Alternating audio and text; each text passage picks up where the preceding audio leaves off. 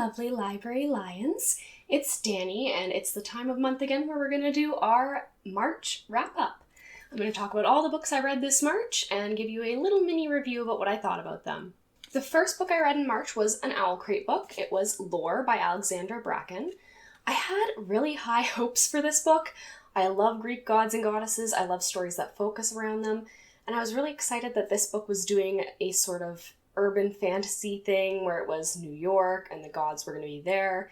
I don't feel like it lived up to expectations at all. I didn't feel like the gods got enough sort of screen time, and the world was just so haphazardly built.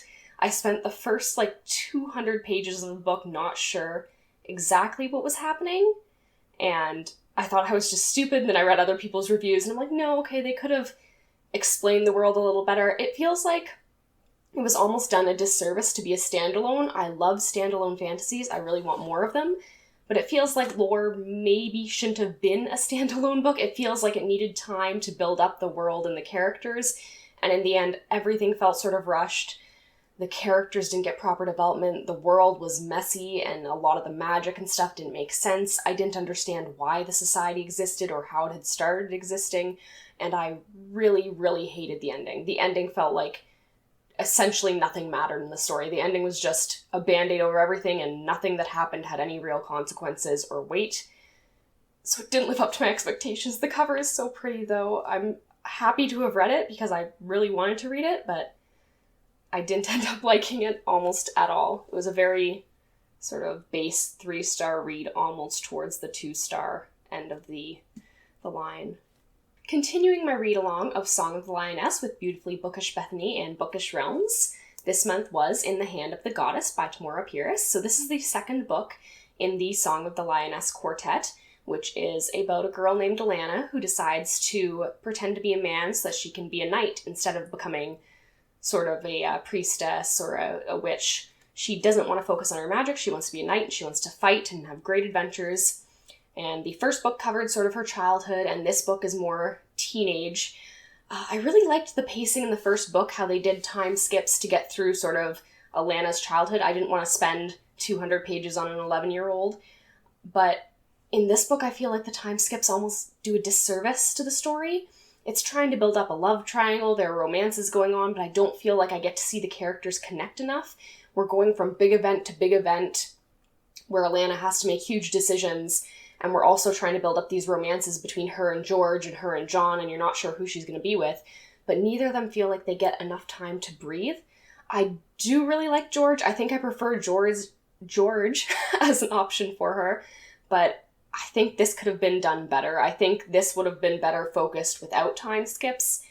But I understand that they have to keep the pacing going faster and faster, because if they don't, then we won't be able to get to Alana's life as an adult, which is where we want to be by the 4th book in the series.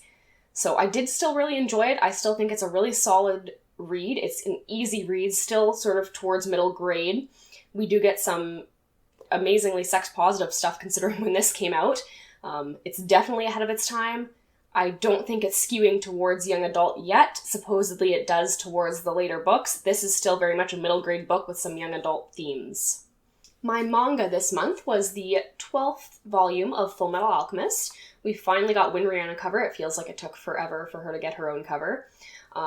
Nice peachy color. It's very hard to see on the camera because it's metallic, but they do look beautiful on a shelf together. I highly recommend the collector's editions if you want to either get into Fullmetal Alchemist or collect them. I think the only other option available right now is the 3-in-1s, which are a lot more cost-effective, so if that's what you're looking for, it's great. But I feel like these are really worth it if you're a huge fan and you want to have a nice display piece. We're still kind of in the arc that I don't really like in Briggs, where everything feels like it's going a little slower than it should. I did like seeing Winry again. I like that all the big players are finally coming together in this one place, so that's neat. I like seeing Scar again. We actually get some good scenes with Ed and Al in this volume, which was one of my complaints about the previous volume. But I still don't feel like this is the strongest place the story is. It's building up to some of the strongest scenes, but I still feel like we are waiting for something to happen in this particular volume. So I didn't love it as much as I typically love Fullmetal Alchemist, but I still love it more than most manga. So definitely still a win, and I'm so happy to have this added to my shelf. I finally got around to a book that I've been waiting to read forever, which is Leah on the Offbeat by Becky Albertalli. So I read Simon versus the Homo sapiens agenda back when I started my book blog, which was about 5 or 6 years ago now, and I loved it. I adored it. It was super popular. And then I heard this was coming out. I was really excited, and I forgot about it. I bought it on Book Outlet, and I kept it on my book cart for a couple years, and I guess I'd sort of fallen out of love with Simon and the Creekwood world. I sort of thought that maybe the hype had affected how much I loved it, and that I wasn't going to love this book as much, especially because I hated Leah as a character in Simon versus the Homo sapiens agenda. But when I finally did pick it up this month, and I adored it just as much as I remember adoring Simon, because Albertalli is so funny. She has such a witty writing. All the characters are well developed. They all feel like they have their own inner lives. I want the best for all of them. I really felt like I was part of their little friend group, and I liked how they all cared about each other while still having struggles.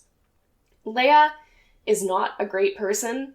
She is pessimistic. She's rude. She doesn't want to be like other girls, so she doesn't want to be popular. She doesn't want to like popular things. And I didn't like her, but I also saw my high school self in her. Not the parts that I liked, like the parts that I really didn't like about myself were what I saw in Leah, but that sort of made me relate to her. And we always love bisexual representation. It's so rare still in YA compared to other forms of LGBTQA representation. So I was really happy to see it here. I liked how it was done, that Leah was never sort of forced to pick a side, or it never felt like Leah was being dishonest. And she even calls someone out for calling themselves a little bit bisexual, which feels kind of like a cop-out, even though she's pretty nasty about it. She calls out a lot of things, which is good, but not necessarily in the right way. She's very aggressive. I did find myself liking her character more after this book, though, and that's sort of what I went into it wanting. It was super funny, super fun, and I found that I liked Leah, that there were things about her I could relate to and that I liked. And her parents are actually present. Well, her mom is present, and she has, like, her mom's boyfriend in her life, and I felt like that was handled really well. We so rarely see good parent characters in young adult fiction. I loved seeing Leah's mom, who was a teen mom, being present for her daughter and being a good mother and not being neglectful or anything like that. She was a messy character, but she was clearly, she loved her daughter and she wanted to take care of her, and I liked how they dealt with Leah struggling with her mother finding love with a new man, but slowly trying to incorporate him into her life. A lot of things going on in this book. I'm so happy I read it. I really enjoyed it, and it just reminded me why I loved Becky Albertalli's writing in the first place and why I keep buying anything that she publishes. Another long-awaited sequel that I finally read was Wildcard. This is the sequel to Mary Lou's Warcross, which I read back when it was originally published in 2017. I'm not great with years. I didn't like this. I loved Warcross. I loved the world, and I felt like Mary Lou had really built up a good world to work with, where she had the Warcross games, there was the dark world, which was like this shady underbelly of the internet, and everything was digital and beautiful, and it was a good mix of sort of a science fiction and a romance. And then Wildcard just went in a different direction and told a different story that sort of took precedence over the world. We don't see almost any Warcross games. We don't see a lot of the digital realm. We only see a little snippet of the dark world. The characters that seemed like they were going to be important kind of fade to the background and get very little development. And I think that the story they're telling with Zero is good. It's a good story. I don't know if it was the story that should have come out of Wildcard and Warcross, because it sort of just ate everything that came before it. So I lost everything that I enjoyed about Warcross in order to get the story here, which is more about AI and life after death and sort of what happened to Hideo's brother. So it was a story that I was interested in, but it wasn't what I wanted from the Warcross world, and I feel like we lost so much good potential that world had to tell different stories in order to tell this one. The other thing I really didn't like was the romance. I really liked how they left it in Warcross, and I didn't feel like it needed to be revisited, but it really feels like Lou just wanted these characters to be together, even though they have so little chemistry and they clearly don't believe in the same things. At one point, the male lead even says, "We don't really fit together, do we?" And you're like, "No, you don't." And they still sort of get forced together over the course of the book over and over again. Every scene with both of them in it is super awkward. And I'm just disappointed.